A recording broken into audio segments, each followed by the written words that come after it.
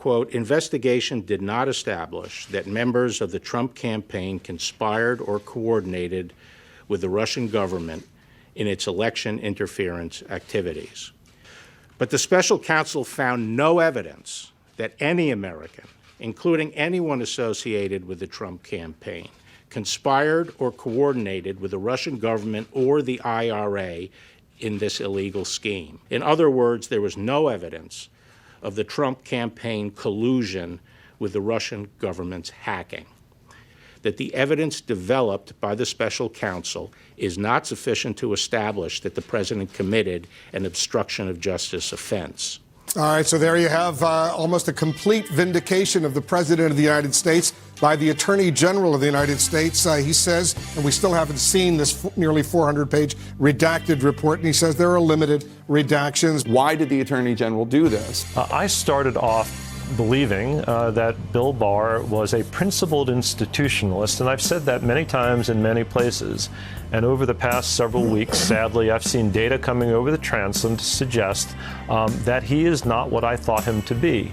I think there's still hope, a chance, maybe, perhaps. You cleared the president on obstruction. The president is fundraising off of your comments about spying. And here you have remarks that are quite generous to the president, including acknowledging his feelings and his emotions. So what do you say to people on both sides of the aisle who are concerned that you are trying to protect the president?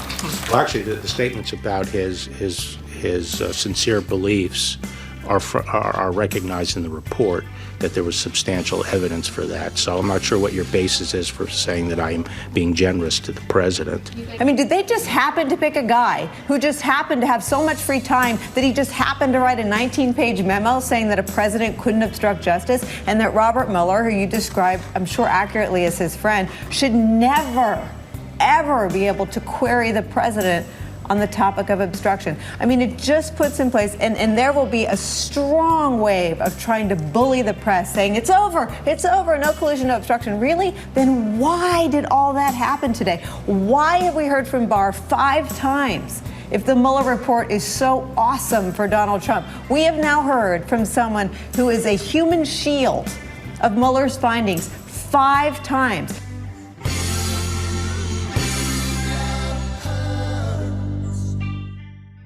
Congress have asked for Robert Mueller himself to testify. Robert Mueller remains a Justice Department employee as of this moment. Will you permit him to testify publicly to Congress? I have no objection to Bob Mueller personally testifying.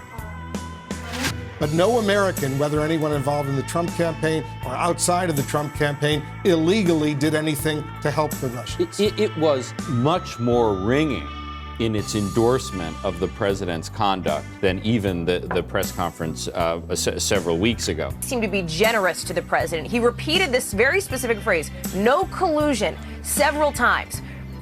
That cannot be a coincidence. That is a phrase that we have heard from the president repeatedly, again and again. Never should have been held. It was patently an attempt by the Attorney General to set in stone a very favorable narrative for the president before anyone in Congress or in the public had a chance to read the report as redacted and draw conclusions of their own.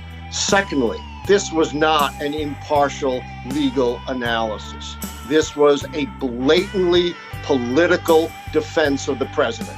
In fact, it could have been President Trump himself up there giving these very same talking points. He certainly did not stick to the law.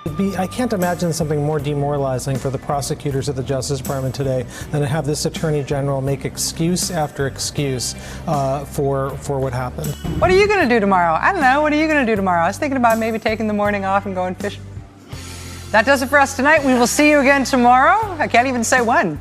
But now it's time for the last word with Lawrence O'Donnell. Good evening, Lawrence. Oh, I know exactly what you're going to be doing tomorrow morning, Rachel, and I'm going to be doing it too. We're going to read as soon as we get it in our hands. It sounds like noontime-ish, maybe, something like that. We'll see. I mean, if it's the length of a pamphlet, you know what I mean? Like if it fits on a bumper sticker, no collusion, then we won't have as much work to do, but we'll see.